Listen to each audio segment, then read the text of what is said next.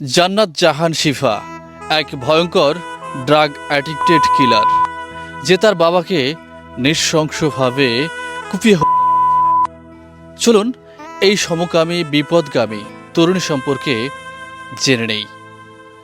শুনলাম মেয়েটা প্রথম থেকেই একটু উচ্ছৃঙ্খলভাবে চলাফেরা করত।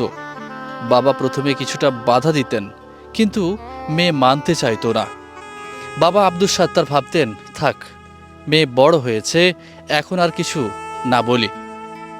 এর কিছুদিন পর বাবা খেয়াল করেন তার মেয়ে তার আরও দুই বান্ধবীকে তাদের সাভারের ফ্ল্যাট বাসায় সাবলেট থাকার জন্য নিয়ে আসে। পিতা আব্দুস সাত্তার প্রথমে কিছু বলেননি, ভেবেছিলেন মেয়ের বান্ধবী হয়তো হবে, বাসায় থাকুক, সমস্যা কোথায়। এরপর আব্দুস সাত্তার তাদের জন্য তাদের রুম ছেড়ে দিয়ে নিজে কষ্ট করে ডাইনিং রুমে থাকতেন।